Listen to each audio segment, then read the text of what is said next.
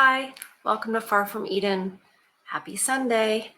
If you haven't seen me yet today, because I released a video earlier, it was a fairy tale. And it felt for me like it wasn't enough. We've gotten so many good, juicy nuggets of truth from these fairy tales that I was like, let's do another one. Because last night's video was disturbing. It was about what's going on in Europe and the UK and how masculinism should be categorized as something you would categorize, say, a militant group that blows things up and stuff, which is, I'm trying not to say the words because YouTube definitely didn't approve of the video last night. And I get it. They're exactly the type of company that doesn't want us to think about these things, talk about these things, know the truth about these things.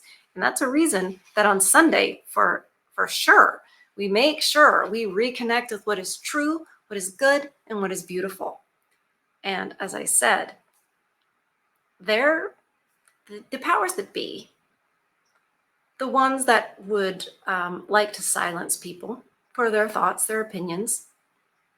They don't want us to know our own culture. They don't want us to know from whence we came, be that from the Lord above or from our culture 100 years ago, 200 years ago, 500 years ago, and so on. So I think it's important to reconnect with that, especially in these times. That's the only thing that got me through last night, reading that article, interview, whatever that was thinking, well, we're gonna have a fairy tale tomorrow. You know, we're gonna reconnect. Now, that doesn't mean that what's going on, the tyranny that's going on, the authoritarianism that's going on, the silencing that's happening, doesn't mean that that's not happening. It doesn't mean that it's not terrible. But what it means is that there are things greater than that which we can see. And they knew that back when the Brothers Grimm were traveling through Europe, collecting these folk tales and fairy tales and stories. They knew that. It was just a given, you know? And it was a given that these lessons needed to be passed on. Warnings, teaching about human nature, both male and female. They needed to warn. Why are there so many, did anybody ever wonder why are there so many, wicked witches and evil stepmothers, right? And why are they always, well, not always, but why are they often the same, right? Well, one thing was to warn men, because so many women back then died in childbirth. It was just a fact of life. And because of that, men would marry again. The children needed a mother. The children needed to be cared for. And the man would marry again. So stepmothers were kind of a thing, not because of divorce, but because of, the natural way it was. And they were warning the men, be careful, because your children are going to get your resources. When the stepmother comes along, be careful that it isn't just the resources she's after and that she doesn't take them from the kids, etc., like in Hansel and Gretel. We read it already. Go check out the playlist that has all the fairy tales in it. It was the stepmother that wanted to send the children into the woods so that they would get lost and stay there and there would be fewer mouths to feed. Right? I know. And there's a twist at the end that is not in the modern day Hansel and Gretel. Because all these things have been twisted and things have been removed. Like they removed the reference to Christ in one of them, which is why I don't read from my 20th century book anymore. I have to scour the internet and try to find the 1812 version. And I know so many of you guys are like, here you go, I will send it to you. I'm trying to figure out how to make it so, it's you guys can send me stuff without me telling you where I am, which is still a little tricky. So I'm still working that out because I want us to be able to, connect and but I have to be safe because most of you guys are wonderful. Most of you. But it only takes one or two crazies. I'm not the girl that thinks that most of you are bad and dangerous and one or two of you are good. No, I understand it's the other way around, which in the fairy tale earlier, I may have fallen short a little bit of like hardcore lessons and stuff. You can't have all of them like smack you in the face, right? But there was a bear. And so there was at least a great way to show why the women choose the bear usually. Because they're sweet and cuddly and friendly and they would never hurt you. Yeah, stories. So let's go with this one. So for a second fairy tale today, I just go in the order that's in the book, unless I'm going rogue, which I'm not today, except that we're doing two. I guess that's a little rogue. I'm wild, you guys. Watch out. The next one is Tom Thumb, which, looking for it online, it's actually the earlier one. From what I can tell, you guys will correct me if I'm wrong. It's called actually Thumbling, not Tom Thumb. So I am excited because I've heard of Tom Thumb before. I just have no idea anything about the story or anything. So I think it's really interesting when you're like, well, Tom Thumb, like I've heard it, but then why don't I know the story? Why? I bet you never thought they were hiding fairy tales from you, right? I know, like I didn't know they're hiding the fairy tales. You know why? Because of the so much truth that's in these. They don't want you to know about it. They'll just call them misogynistic. And they do. You look some up, they're like, oh, they really paint women in a bad way. It's like, does anyone want to tell them why? I mean, it was for a reason. It was for a reason. Okay, let's get going. All right. There was once a poor peasant who sat in the evening by the hearth and poked the fire, and his wife sat and span. Then said he, "How sad it is that we have no children. With us all is so quiet, and in other houses it is noisy and lively."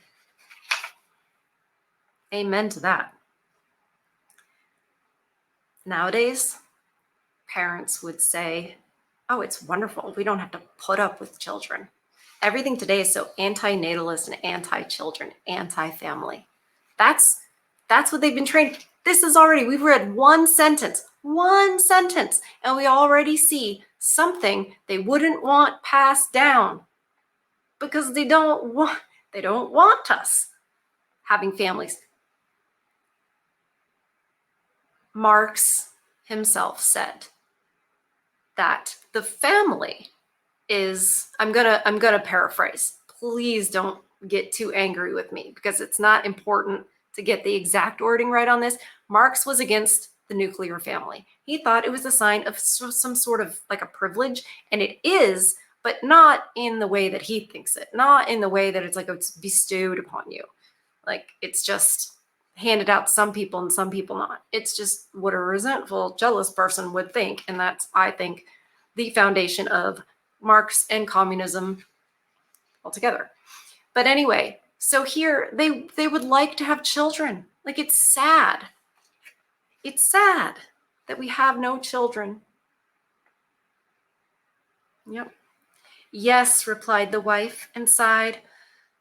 Even if we had only one, and it were quite small, and only as big as a thumb, I should be quite satisfied, and we would still love it with all our hearts. Now it so happened that the woman fell ill, and after 7 months gave birth to a child. Oh, she fell ill. After 7 months gave birth to a child, so that's a little early. That was perfect in all its limbs, but no longer than a thumb.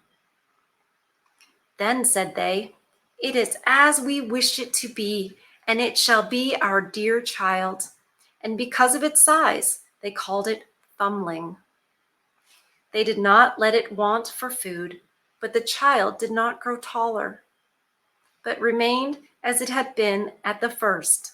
Nevertheless, it looked sensibly out of its eyes, and soon showed itself to be wise and nimble creature, for everything it did turned out well. Right?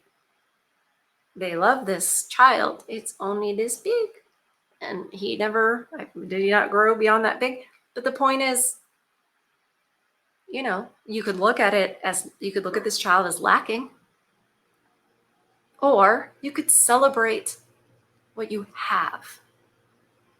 And I just want to mention that in Iceland, they have completely eradicated Down syndrome because they don't allow those ones to be born. So I'm very happy that in this story, it's like, you are a precious baby. Whoever you are and whatever you are, you're a precious baby. And that's valuable. We've already seen several things that the elites did not want passed down to get to this generation, because what they want to do doesn't work if we knew all this all along.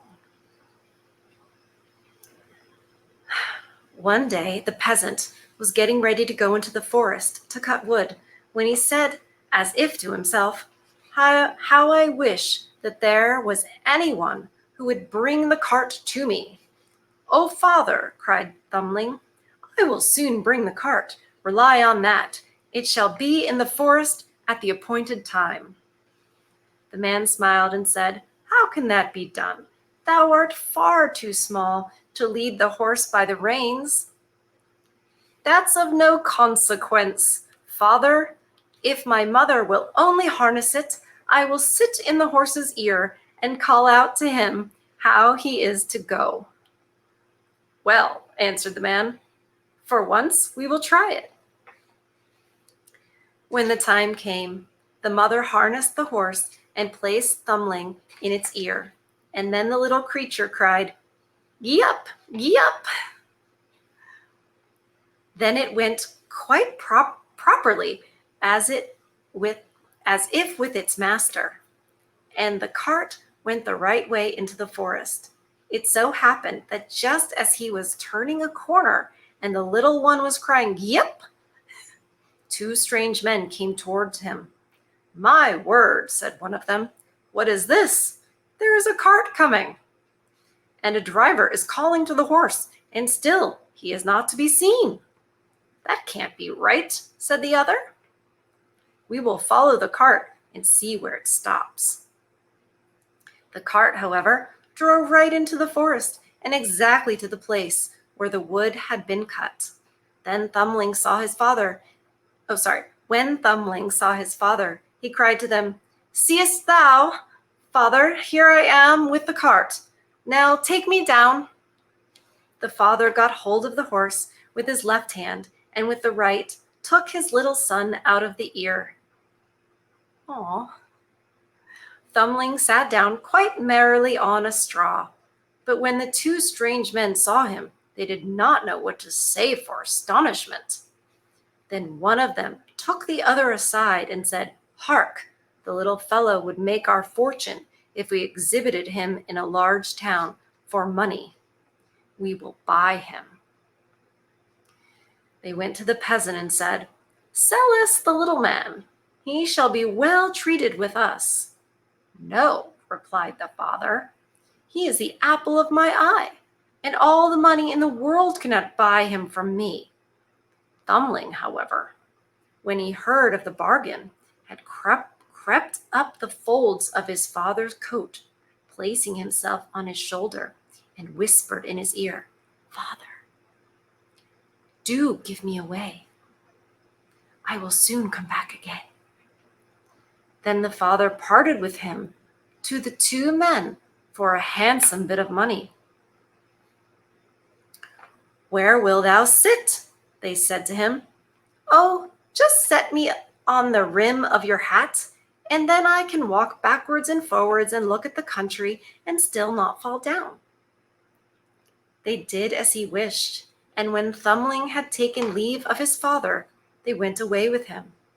They walked until it was dusk, and then the little fellow said, "Do take me down. I want to come down."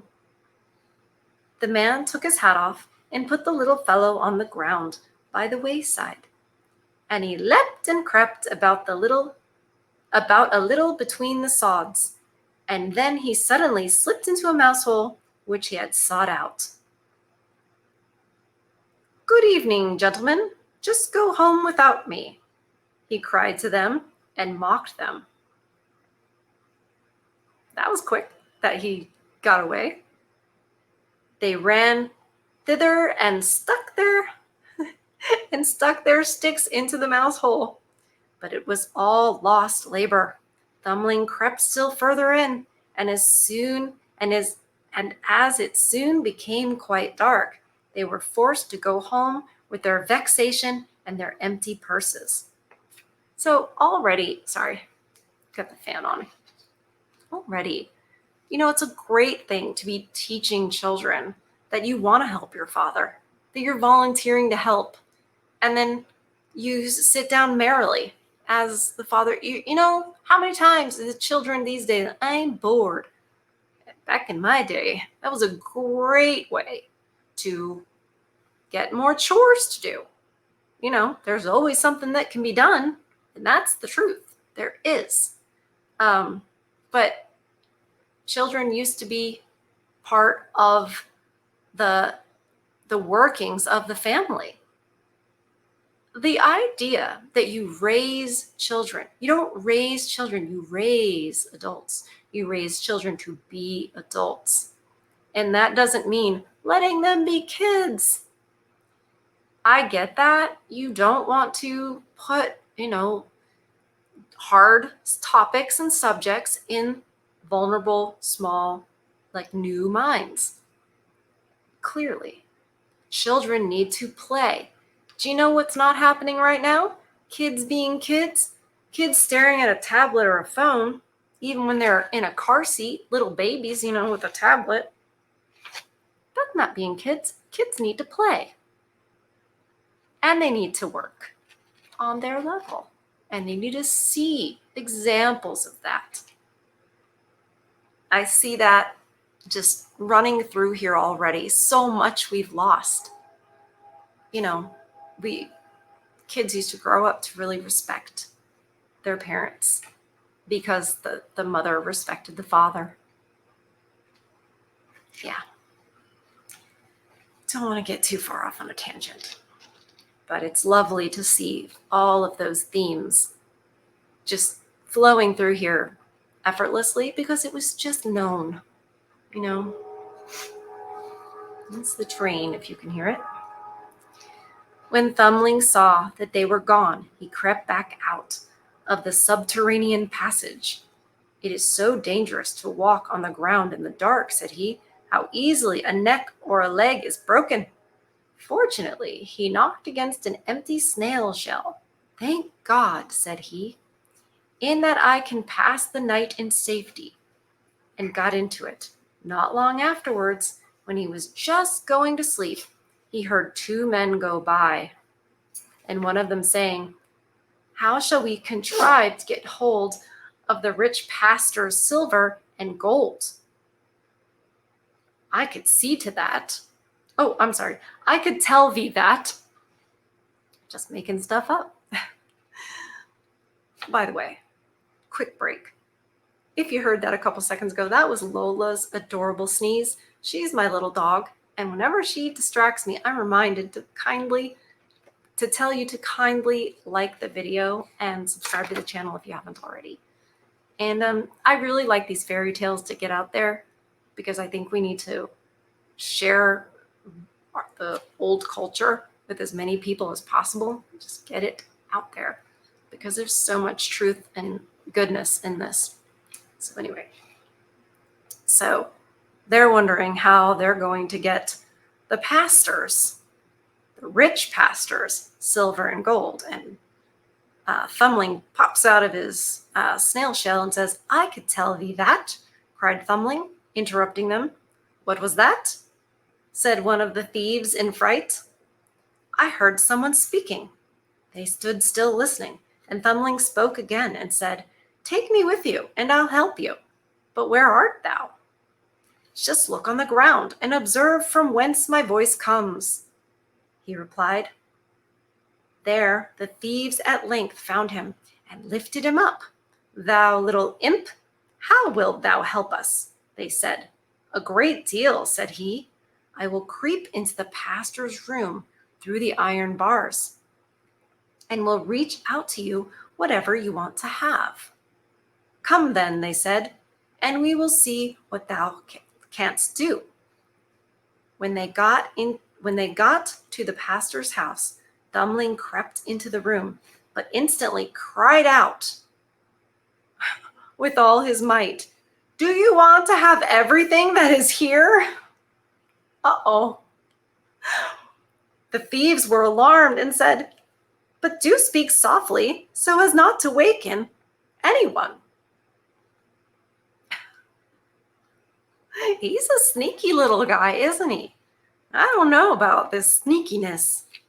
I mean, is sneakiness good if it's, used against evil? I don't know, but, we're not there yet. Let's see what the Grimm brothers found out with this story. Oh. So he yells out, and the thieves are scared, telling him to speak softly. Thumbling, however, behaved as if he had not understood this and cried again, What do you want? Do you want to have everything that is here? The cook, who slept in the next room, heard this and sat up in bed and listened. Hold on, lost my spot. And listened. The thieves, however, had in their fright run some distance away. But at last they took courage and thought, The little rascal wants to mock us. They came back and whispered to him, Come, be serious, and reach something out to us. Then Thumbling again cried as loudly as he could, I really will give you everything. Just put your hands in. The maid, who was listening, heard this quite distinctly and jumped out of bed and rushed to the door. The thieves took flight and ran as if the wild huntsmen were behind them. But as the maid could not see anything, she went to strike a light. When she came to the place with it, Thumbling, unperceived, betook himself to the granary, Granary,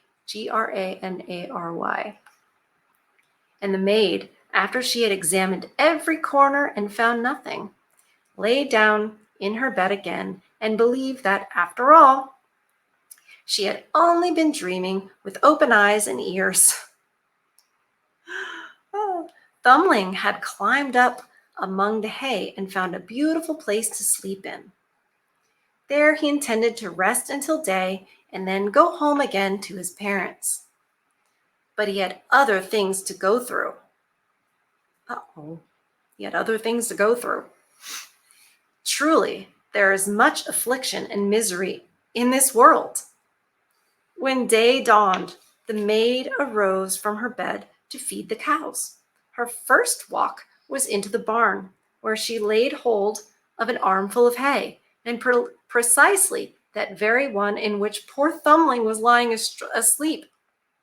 He, however, was sleeping so soundly that he was aware of nothing, and did not awake until he was in the mouth of the cow, who had picked him up with the hay. That's not good.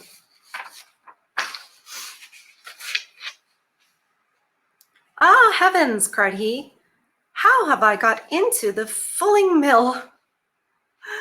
But he soon discovered where he was. Then it was necessary to be careful not to let himself go between the teeth and be dismembered. Yeah. But he was nevertheless forced to slip down into the stomach with the hay. In this little room, the windows are forgotten, said he, and no sun shines in, neither will a candle be brought. His quarters were especially unpleasing to him. The cow's stomach is his quarters. And the worst was, more and more hay was always coming in by the door, and the space grew less and less. Then, at length, in his anguish, he cried as loud as he could, "Bring me no more fodder, bring me no more fodder." The maid was just milking the cow, and when she heard someone speaking and saw no one, she perceived that it was the same voice that she had heard in the night. She was so terrified that she slipped off her stool and spilt the milk. She ran in the greatest haste to her master.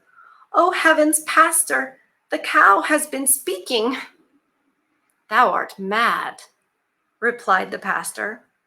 But he went himself to the byre to see what was there. Hardly, however, had he set foot inside, than Thumbling again cried, "Bring me no more fodder, bring me no more fodder."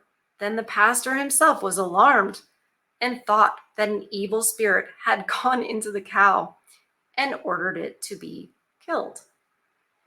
Well, and she was killed, but the stomach in which Thumbling was thrown on the midden. I love these old tales. So many old words that we don't use anymore.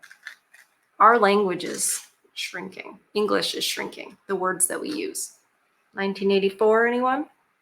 Orwell? Okay, so she was killed. Okay, so the stomach was thrown on the midden, midden. Thumbling had great difficulty in working his way. However, he succeeded so far as to get some room, but just as he was going to thrust his head out, a new misfortune occurred. A hungry wolf ran thither and swallowed the whole stomach in one gulp. Thumbling did not lose courage. Perhaps, thought he, the wolf will listen to what I have got to say. And he called to him from out of his stomach, "Dear wolf, I know of a magnificent feast for thee." "Where is it to be had?" said the wolf. "In such and such a house. Thou must creep into it through the kitchen sink, and wilt find cakes and bacon and sausages, and as much of them as thou canst eat." And he described to him exactly his father's house. The wolf did not require to be told this twice, squeezed himself in at night through the sink, and ate to his heart's content in the larder. But I thought his father was really poor.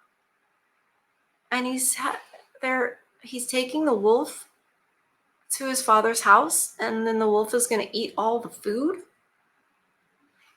I don't know if we're thinking all this through. When he had eaten his fill, he wanted to go out again, but he had become so big he could not go out the same way. Thumbling had reckoned on this, and now began to make a violent noise in the wolf's body, and raged and screamed as loudly as he could. "Wilt thou be quiet?" said the wolf. "Thou wilt waken up the people." What?" replied the little fellow. "Thou hast eaten thy fill, and I will make merry likewise." And began more to scream with all his strength. At last his father and mother were aroused by it, and ran to the room and looked in through the opening in the door. When they saw that a wolf was inside, they ran away.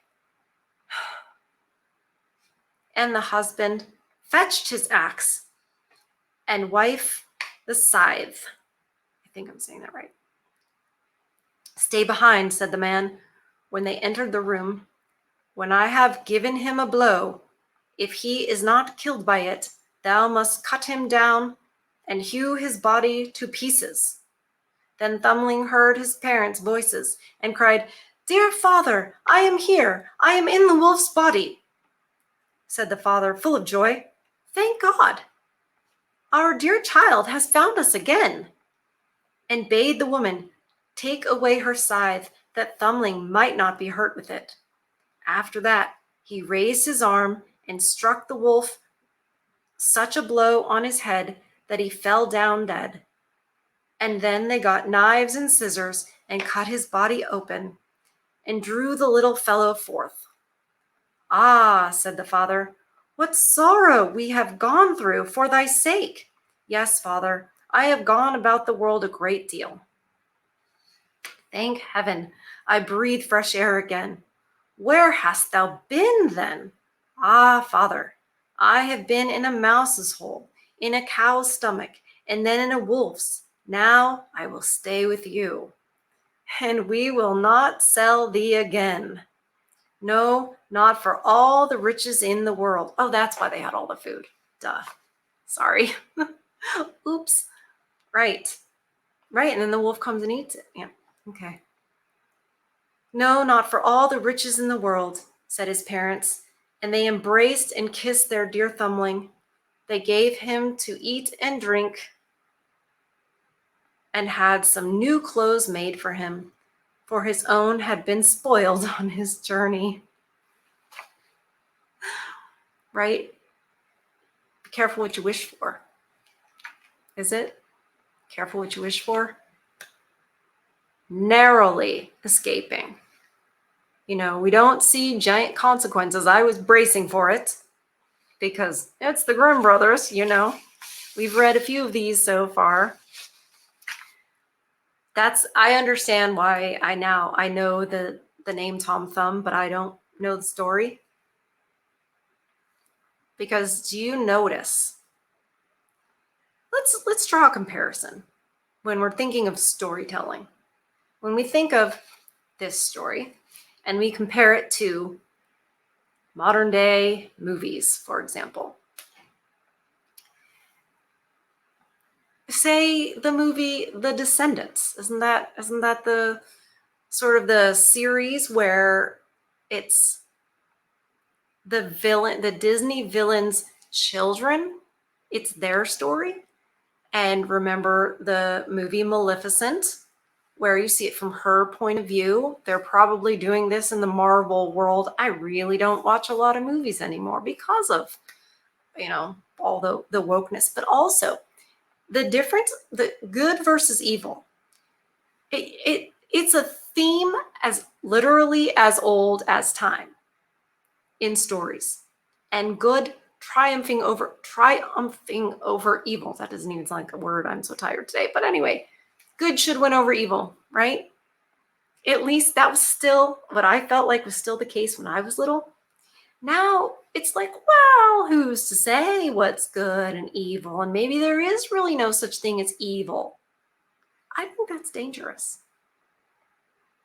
Raising children to think that there's no good or evil, you get to decide what's good and what's evil, that's not helpful. I used to be what I would call myself a liberal.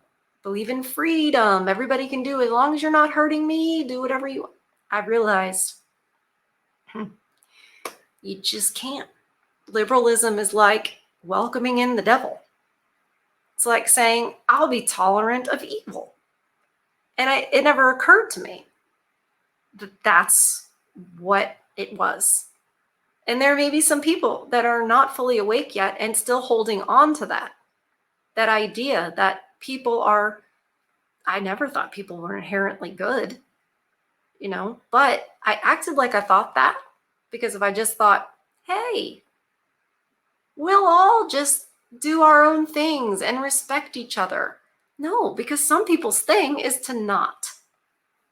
Sometimes they want to have parades and take off their clothes and stuff. Dance in front of kids. I don't want to be tolerant of that. I don't want that kind of freedom. I want standards and boundaries. And used to have those things. And some of that, it doesn't have to be law. You know what I mean? Culture. But our culture has been under attack for basically, you won't realize it, but centuries. These were published in 1812, right? That's a long time ago. Sometimes we think, oh, if only it was like it was back in the 20th century. No, that's not going back far enough. Honestly, you got to go back before industrialization was everywhere, back before fathers left and went to work, and certainly before mothers left and went to work. People used to work on their family farms or in their small town with a trade, like being a blacksmith. And then industry came along and people left that and went to work in factories and the like for more money, right? And now we're all in a wolf's stomach. And I don't know that we're getting out intact. You know, they figured out here, all that glitters isn't gold, and be careful what you wish for. No matter what, money is definitely not the most important thing. It's not. Family is. Family. It's a great, great story. And I get why I've never heard it before. It's yeah, they don't want you to know. They don't want you to know. They don't want you to know what's true. They want to hide it from you. And they're probably hiding more than you realize. One of the names we've thrown around, and he was definitely mentioned in the chat last night after that video last night about the censorship that's probably, arriving. Well, it is already arriving in Europe and the UK. But yeah, Rockefeller. If you've noticed, maybe you think differently about Big Pharma now than you used to. I've always had a problem with them because of the MS diagnosis and the types of medicines they want to put you on. Personally, guess what? I'm not a doctor, and this is not medical advice. It's so funny that we have to say that. It's ridiculous. Like, how dumb are we? Like, anyway, yeah. So I've always known. So I didn't need 2020 to learn that part. But if Rockefeller is a big part of Big Pharma, he gave grants to schools in North America if they would stop teaching naturopathy and only teach allopathy, which is what we know today is just doctors. A lot of people scoff at naturopathy. And if you want to know why you do that, Rockefeller, that's why. That was a campaign. Let's explain to the Americans that they're all kooks. Those naturopaths and their snake oils. Now, probably there were some that were, shady, but allopathy was, I don't know, look into it. Look into it. The other thing that Rockefeller's a big fan of, public schools. Let's model it after the Prussian system and create good factory workers. That's why there's a bell. And that's why that's why they line up. That's why everything is the way it is in public schools. Maybe not in this day and age. It's changed a little bit. They don't seem like that's their main goal, to make factory workers. Now it's to make social justice warrior types. I'm not sure, making good little communists, conformity basically, and anti-Christian anything, anti-creation, really. Trust the science type of a thing. Trust the experts type of a thing. is what they're creating now. But it was never, ever to help us or for our betterment or any of that. It was never for that. And that's hard for people to realize. And if you think, oh, homeschool kids are weird, you've been indoctrinated to think that too. And you're really like, oh no, I know this one kid. Well, yeah, but yeah, how many, I know any kids that go to public school or even private school. Don't kid yourself that private school is totally different. It's not. It's children belong with their family. They don't belong with strangers learning who knows what that doesn't reflect your family's values and your family's beliefs and etc. But I digress. Children should be at home learning the types of things one would learn from reading fairy tales, and certainly from reading scripture, if you're asking me. And if you're watching at this point and you're here for our fairy tale, you might agree. You probably do. Or at least you don't hate me for what I believe. And I appreciate that. I certainly don't hate you for what you believe. And I never would. It's not part of the deal. I just want to protect what I believe. And that culture of those people who do believe the same. So, thank you guys. This one was good. And there's so much more I'm going to think about between now and when we're together tonight, watching the premiere and we're all in the chat. I so enjoy it. I just want to say, shout out. I don't know how to say your name, but the beginning is D.A. Davis. Da Davis? I don't know. Dad Ava? I don't know. But shout out to you. You are in the chat every time, and I appreciate you. I really do. I just want to give a shout out because you're one of the people I think of when I make these videos, because I'm going to get choked up because I know y'all are fighting your own battles, and so many of you are lonely, and I get it. I do. So thank you guys. I'm going to get through the end. Make sure you feed your souls. Make sure you protect your peace. I love you guys. I care about you.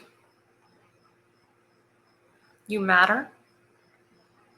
Please don't ever, ever forget that. Okay? Okay? Maybe you don't comment in the chat. Maybe you're just there quietly. Maybe you're not there every time. But I care about you too. I think about you too. The people who don't comment. The people who are just kind of there. You matter. And if you don't believe you have a soul, feed it anyway and see what happens. And I will see you guys on the next one. Okay? Love you.